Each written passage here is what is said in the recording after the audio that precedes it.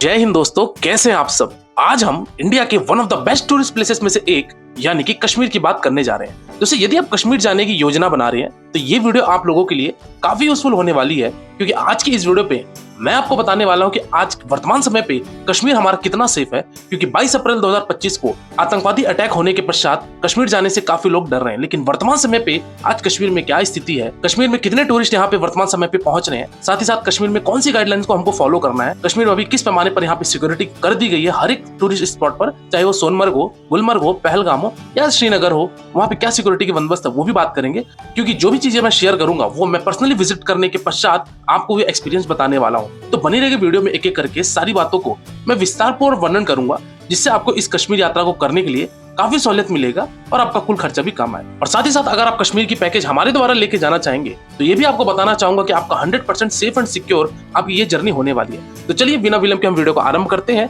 और सबसे पहली बात करते हैं कि हमको कश्मीर कैसे पहुंचना है। दोस्तों, कश्मीर पहुंचा मैं 22 अप्रैल को अटैक होने के पश्चात मई मंथ के सेकंड वीक में मैं पहुंचा।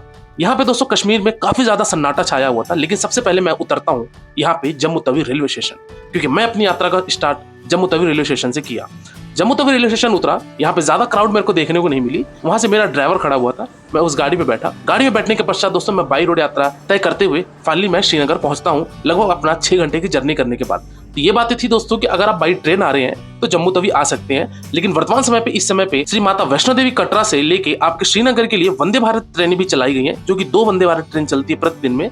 तो उसके द्वारा भी आप वहां पे श्रीनगर पहुंच सकते हैं। यहाँ पे दोस्तों बस कनेक्टिविटी इतनी रह गई कि जम्मू से अगर ये ट्रेन कर देते तो शायद हमारे लिए काफी ज्यादा सहूलियत हो जाती, क्योंकि देश के राज्य के प्रमुख शहरों से जम्मू तवी तक ही ट्रेन आती है और कटरा तक की बहुत कम ट्रेनें जाती हैं। लेकिन वंदे भारत जो चालू हुई है वो कटरा से लेकर श्रीनगर तक चालू हुई है। आशा करते हैं कि ये वंदे भारत जम्मू से भी या फिर दिल्ली से भी हो जाए डायरेक्ट श्रीनगर तक के लिए। श्रीनगर रेलवे स्टेशन आप वहां उतरेंगे तो वहां से 10 किलोमीटर आपको श्रीनगर पड़ता है और वहां आप अपना किसी भी होटल पे स्टे बना सकते हैं। और यदि आप बाई फ्लाइट आना चाहते हैं तो यहाँ पे श्रीनगर में इंटरनेशनल एयरपोर्ट भी है, तो आप यहाँ पे भी अपना अराइवल ले सकते हैं। दिल्ली से या फिर चंडीगढ़, बॉम्बे से डायरेक्ट फ्लाइट आपको देखने को मिल जाएंगी श्रीनगर के लिए। तो डायरेक्टली आप दोस्तों यहाँ श्रीनगर पहुंच के आप यहाँ पे अपना अराइवल बनाकर उस रात अपना होटल पे स्टे कर लीजिए। कुल मिला के डे नंबर 1 मेरा इस तरीके से बीता। बात करते हैं दोस्तों हम लोग डे नंबर 2 की। डे नंबर 2 पे दोस्तों मैं वहां से निकल पड़ा अपने अगले साइड सीइंग की तरफ, जो था मेरा गुलमर्ग का ट्रिप। गुलमर्ग ट्रिप के लिए दोस्तों मेरे पास ऑनलाइन टिकट गोंडोला की बुकिंग थी। हालांकि जब अटैक चल रहा था उस समय पे यहाँ पे गोंडोला की सारी बुकिंग कैंसिलेशन कर दी गई थी, क्योंकि यहाँ पे टूरिस्ट ना होने की वजह से और कुछ सिक्योरिटी पर्पस होने की वजह से यहाँ पे गोंडोला को संचालित नहीं किया जा रहा था। लेकिन मैं मई में जब गया तो यहाँ पे दोस्तों 15 मई के बाद यहाँ पे सारी गोंडोला की टिकट चालू थी। श्रीनगर से दोस्तों गुलमर्ग की जो दूरी है वो लगभग 52 किलोमीटर की है। 52 किलोमीटर की जर्नी तय करने में लगभग मेरे को 2 से 2.5 घंटे लगे और 2.5 घंटे के पश्चात मैं गुलमर्ग के पार्किंग स्टैंड पे पहुंचा। यहाँ से दोस्तों मुझे लगभग 1 किलोमीटर पैदल यात्रा करके फाइनली मैं पहुंचता हूँ गुलमर्ग के सबसे फेमस गोंडोला केबल राइड के बुकिंग ऑफिस पे। यहाँ पे पहुंचा, यहाँ पे मैं अपनी टिकट दिखाया, लाइन में लगा। टूरिस्ट यहाँ पे ज्यादा तो नहीं थे, लेकिन फिर भी मान के चलिए उस समय पे 1000 से 1500 टूरिस्ट यहाँ पे रहे होंगे, क्योंकि प्रतिदिन जो गोंडोला की जो टिकट सेल होती है वो लगभग 3 से 3500 होती है, ऑनलाइन और ऑफलाइन दोनों मिला के। लेकिन ऑनलाइन टिकट ही आप कराइएगा तो ज्यादा बेहतर होगा। पहले फेज का जो ऑनलाइन टिकट है वो 810 रुपए का लगता है, और वही अगर मैं बात करूँ सेकंड फेज की टिकट का, तो सेकंड फेज की जो ऑनलाइन टिकट लगती है आपको गोंडोला की, वो आपकी पड़ जाती है 1010 रुपए की। कुल मिला के अगर आप दोनों फेज करेंगे तो लगभग आपका 2000 रुपए आएगा और आप दोनों फेज कंप्लीट कर लेंगे।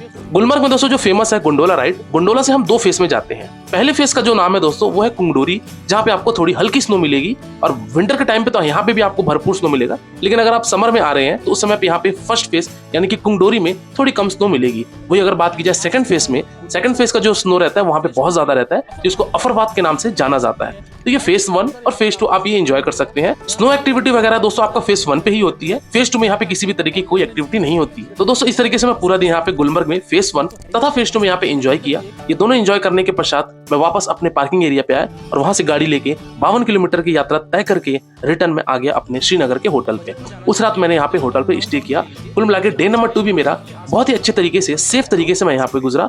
अगर मैं ऑन द वे की बात करूँ दोस्तों तो रास्ते में जगह जगह यहाँ पे सीआरपीएफ की टीम यहाँ पे आपको खड़ी देखने को मिलेगी, जो कि अपनी पूरी तरीके से ड्यूटी निभा रही है। साथ ही साथ यहाँ पे आर्मी की भी यहाँ पे आपको फोर्स देखने को मिलेगी, जेके एंड पुलिस भी यहाँ पे आपको भरपूर देखने को मिलेगी।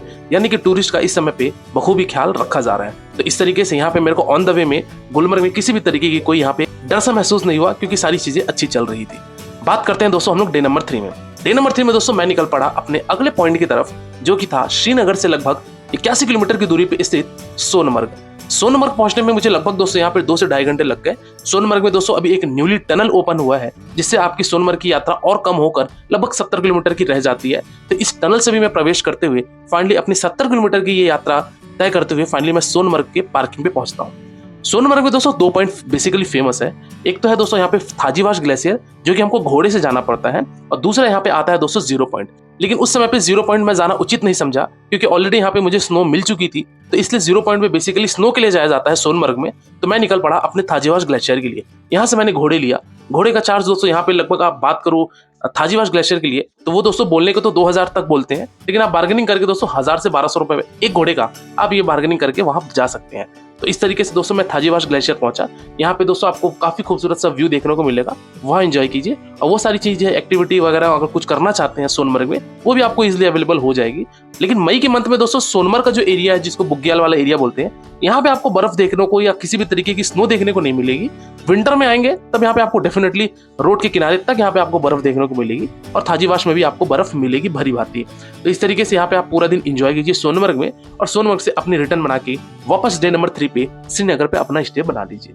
कुल मिला के तीसरा दिन भी आपका इस तरीके से काफी अच्छे तरीके से कंप्लीट होगी, और आप उस रात अपना स्टे श्रीनगर पे बना लीजिए। बात करते हैं हम लोग दोस्तों डे नंबर 4 की। डे नंबर 4 में दोस्तों हम निकल पड़े अपने श्रीनगर के लोकल साइट सीइंग की तरफ। श्रीनगर के लोकल साइट सीइंग में दोस्तों अगर बात की जाए तो यहाँ पे सबसे पहले मैं विजिट करता हूँ बोटेनिकल गार्डन पे, जो कि टूलिप गार्डन का ही एक छोटा रूप है। हालांकि टूलिप गार्डन दोस्तों जो शुरू होता है वो मार्च के लास्ट वीक से लेके अप्रैल के लास्ट वीक यानी कि 1 महीने के लिए चलता है, और इसके पश्चात आपको पूरे साल भर में टूलिप गार्डन ओपन नहीं मिलेगा, क्योंकि टूलिप का टाइम पीरियड ही वही होता है मार्च लास्ट से लेके अप्रैल लास्ट तक का। तो इस तरीके से आप बोटेनिकल गार्डन में विजिट कर सकते हैं बाकी समय पे, जो कि यहाँ पे भी आपको अनेक प्रजातियों के फूल पौधे और पेड़ मिलेंगे, जो कि काफी खूबसूरत ये ग्रीनरी भरा दृश्य देखने को मिलेगा। यहाँ पे आपको लगभग 1 घंटे एक्सप्लोर कीजिए। 1 घंटे के पश्चात आप निकल पड़िए अपने अगले साइट सीइंग की तरफ, जो कि रहेगा दोस्तों आपका चश्मेशाही गार्डन का। चश्मेशाही गार्डन की दोस्तों यहाँ पे सबसे पहले एंट्री टिकट होती है 30 रुपए की।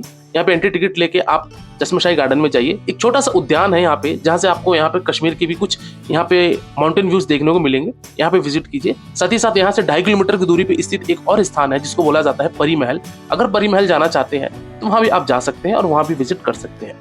इसके पश्चात आप अगर शालीमार गार्डन या फिर निशाद गार्डन में जाना चाहते हैं, यहाँ पे भी जाइए, जो कि डल लेक के ठीक फ्रंट में बना हुआ है। तो यहाँ से आपको काफी खूबसूरत सा व्यू देखने को मिलेगा। ये सारी चीजें करने के पश्चात अंत में आप चल पड़िए अपने श्रीनगर का one of the famous temple, जिसको शंकराचार्य टेम्पल के नाम से जाना जाता है। शंकराचार्य टेम्पल जाने के लिए दोस्तों आपको लगभग 4 से 5 किलोमीटर की चढ़ाई करके जानी पड़ेगी बाई रोड के द्वारा। तो आप बाई रोड यहाँ से पहुंचते हुए फाइनली पहुंचेंगे शंकराचार्य टेम्पल। शंकराचार्य टेम्पल जाने के लिए आपको 265 सीढ़ियां चढ़ के जानी पड़ेगी, जो कि काफी थोड़ी स्टीप होती है, लेकिन अगर आप ओम नमः शिवाय कहते हुए चढ़ेंगे तो आराम से ये 265 सीढ़ियां निकल जाएगी। यहाँ जाके आप भोलेनाथ के दर्शन कीजिए, और यहाँ से आपको पूरे श्रीनगर का एक खूबसूरत सा सिटी व्यू देखने को मिलेगा, क्योंकि शंकराचार्य टेम्पल काफी हाइट में बना हुआ है और काफी ये प्राचीन मंदिर बना है। तो यहाँ पे आप आइए, कुछ समय विजिट कीजिए। विजिट करने के पश्चात आप वापस श्रीनगर पे आइए, और श्रीनगर का सबसे फेमस झील, जिसको बोला जाता है डल लेक या फिर डल झील के नाम से जाना जाता है, इस डल झील में आप कीजिए शिकारा राइड। 1 घंटे की दोस्तों आपकी शिकारा राइडिंग होती है, जो कि अगर आप पैकेज लेके जाना चाहते हैं तो हमारे पैकेज में आपका ये कॉम्प्लीमेंट्री रहता है 1 आवर का शिकारा राइडिंग। साथ ही साथ शिकारा राइड कीजिए। यहाँ पे शिकारा राइड में आपको ढेर सारी चीजें देखने को मिलेगी। मीना बाजार देखने को मिलेगा, पोस्ट ऑफिस देखने को मिलेगा, और एक नेहरू उद्यान के नाम से यहाँ पे श्रीनगर पे फ्लोटिंग गार्डन बोला जाता है, वो भी देखने को मिलेगा। ये सारी चीजें देखते हुए उस रात अपना हाउस बोट में अपना स्टे बना लीजिए। तो इस तरीके से डे नंबर 4 भी मेरा काफी अच्छे तरीके से सारे साइट सीइंग कंप्लीट हुए, और मैं वहां पे हाउस बोट में अपना स्टे बना लिया। चलिए दोस्तों, बात करते हैं हम लोग डे नंबर 5 यानी कि अगले दिन की। डे नंबर 5 में दोस्तों मैं निकल पड़ा श्रीनगर से एक और खूबसूरत से प्लेस, जिसको बोला जाता है पहलगाम। हालांकि पहलगाम का नाम सुनते ही सबसे पहले मन में वही डर आता है जो 22 अप्रैल को हमारे टूरिस्ट के साथ हुआ था। लेकिन मैं आपको बताना चाहूंगा कि पहलगाम में इस समय पे पहलगाम चेकपोस्ट से लेके आरू वैली, बेताब वैली, चंदन वैली से लेते हुए मिनी स्विट्जरलैंड के बाइसरन वैली, जहां पे अटैक हुआ था, हर एक जगह पे यहाँ पे फुल सिक्योरिटी इस समय पे आपको सीआरपीएफ, आर्मी और जम्मू एंड कश्मीर पुलिस को देखने को मिलेगी। तो कुल मिलाकर सारी अभी सेफ जोन पर है, किसी भी तरीके कोई यहाँ पे डर का माहौल नहीं है। सबसे पहले मैं पहलगाम गया। पहलगाम में दोस्तों यहाँ पे उस समय पे आरू वैली, बेताब वैली, चंदनवाड़ी बंद था, क्योंकि सिक्योरिटी पर्पज से कुछ दिनों के लिए बंद किया था। वर्तमान समय पे तो हर एक चीजें ओपन है। अगर मैं ये कह दूं कि श्रीनगर आप आ रहे हैं या फिर जम्मू कश्मीर आप ट्रिप बना रहे हैं, अभी जून, जुलाई, अगस्त, सितंबर कभी भी आप बना रहे हैं, हर एक चीज यहाँ पे पॉइंट्स ओपन है, आप आराम से आइए, सभी प्लेसेस को विजिट करके आप सिक्योरली वापस जा सकते हैं। यदि आप पैकेज लेके घूमना चाहते हैं तो डिस्क्रिप्शन बॉक्स में दोस्तों यहाँ पे हमारी टीम का नंबर दिया गया, तो वहां जाके आप जो भी आपकी क्वेरीज है वो आप कॉल करके आप पैकेज अपनी बुकिंग करा सकते हैं। जो भी आप कश्मीर की ट्रिप चाहते हैं 100% सेफली आप विजिट कर सकते हैं, किसी भी तरीके की कोई यहाँ पे आपको समस्याएं नहीं होंगी। चलिए दोस्तों, तो बात करते हैं हम लोग टॉपिक पे कि मैं पहुंचा पहलगाम। उस दिन पहलगाम में दोस्तों मैं आरू वैली, बेताब वैली, चंदनवाड़ी बंद था करके नहीं जा सका, लेकिन इसके पहले मैं मार्च में भी विजिट किया था, मेरा ग्रुप टूर गया हुआ था। उस समय पे मैं इन सारे पॉइंट्स को विजिट किया था, तो उस समय पे बहुत अच्छे माहौल थे। तो आप ये सारी पॉइंट विजिट करके अगर मिनी स्विट्जरलैंड जाना चाहते हैं तो मिनी स्विट्जरलैंड भी चली जाइएगा, जहाँ पे बाइसरन वैली आता है जो कि घोड़े से जाया जाता है, वहां आप जा सकते हैं। और उस रात अपना डे नंबर 5 में पहलगाम के होटल पे स्टे बना लीजिए।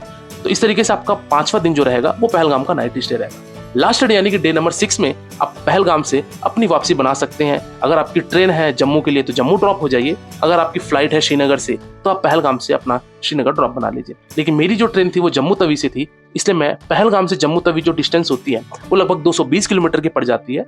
220 किलोमीटर तय करने में वैसे तो समय 5 घंटे लगते हैं, कुछ अगर रोड्स में लैंडस्लाइड वगैरह हो गए हैं तो 3-4 घंटे आप हमेशा बफर में लेके चलिएगा, अदरवाइज आपकी ट्रेन या फ्लाइट छूटने की संभावना रहती है। तो इस तरीके से दोस्तों आपका 5 रात और 6 दिन में ये कश्मीर श्रीनगर की ट्रिप बनती है। इसमें से आपके सारे पॉइंट्स कवर हो जाते हैं और ये हमारा स्टैंडर्ड पैकेज होता है। हाँ, अगर आप एक दिन और एक्स्ट्रा लेना चाहते हैं, अगर आपके पास समय है तो एक दिन और ऐड करके आप दूध पत्री नामक एक स्थान है जो कि टनमर्ग से अलग हमको रास्ता मिलता है, वहां जाके आप विजिट कर सकते हैं, जो कि काफी अच्छा खूबसूरत सा प्लेस वो भी है, वहां भी एक दिन आप दे सकते हैं। अदरवाइज 5 रात 6 दिन आपका एक स्टैंडर्ड पैकेज होता है, तो आप वहां विजिट कर सकते हैं।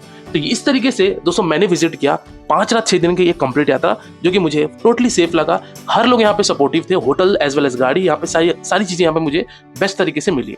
चलिए बात करते हैं दोस्तों कि यहाँ पे बेस्ट टाइम कौन सा होता है कश्मीर में आने के लिए। दोस्तों हालांकि कश्मीर तो 12 महीने बेस्ट टाइम होता है, लेकिन अगर आप बात करो दोस्तों कि पर्टिकुलरली आप टूलिप के टाइम पे आना चाहते हैं तब तो मार्च और अप्रैल वाले पीरियड में आ सकते हैं। अदरवाइज आप किसी भी समय पे आप आइए, यहाँ पे कश्मीर में आपको भली भांति यहाँ पे ग्रीनरीज देखने को मिलेंगी, कुछ यहाँ पे ग्लेशियर्स भी देखने को मिलेंगे। कुल मिलाकर ये कहना चाहिए कि अगर आप कश्मीर आए हैं तो डेफिनेटली वो आपके लिए वर्थ रहेगा।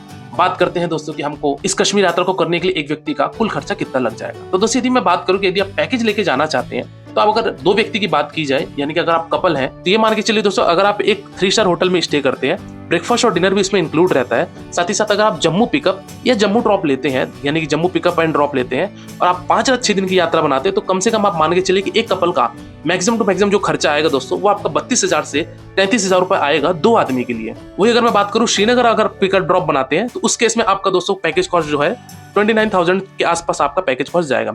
अगर आपके पास दिन कम है तो आप 4 रात 5 दिन की भी ट्रिप बना सकते हैं। उस केस में आप पहलगाम को हटा दीजिए और सोनमर्ग, गुलमर्ग, श्रीनगर ये आप रख लीजिए, जम्मू पिकअप जम्मू ड्रॉप रहेगा, तब उस केस में आपका पैकेज कॉस्ट थोड़ा और कम हो जाएगा। और अगर आप श्रीनगर पिकअप ड्रॉप लेते हैं 4 दिन की ट्रिप में तो वो भी आपका थोड़ा कम हो जाएगा। तो इस तरीके से दोस्तों अलग अलग पैकेज कॉस्ट होते हैं जो कि आप यहाँ अपना ले सकते हैं। तो ये था दोस्तों आपका एक जम्मू कश्मीर का एक संपूर्ण वर्णन। इसके बाद भी दोस्तों अगर आपके मन में कोई डाउट है या आपके मन में कोई प्रश्न है तो आप मेरे इंस्टाग्राम यात्रावास आईडी में विजिट कीजिए, डेफिनेटली आपको मेरे द्वारा या मेरी टीम के द्वारा आपको रिप्लाई दिया जाएगा। और अगर आप पैकेज लेके जाना चाहते हैं तो डिस्क्रिप्शन बॉक्स में यहाँ पे दोस्तों नंबर है, वहां जाके आप कॉल कीजिए और आप जो भी पैकेज लेना चाहते हैं वो आप अपना बुकिंग करवा सकते हैं। और आप किसी दूसरे वीडियो में खो जाए इससे पहले आप मेरे चैनल यात्रावास को सब्सक्राइब कीजिए। आज की वीडियो में दोस्तों फिलहाल इतना ही, मिलते हैं फिर एक नई वीडियो में एक नई यात्रा के साथ, एक नए विषय के साथ। तब तक के लिए शुक्रिया, जय Hind, wish you safe, comfortable and happy journey.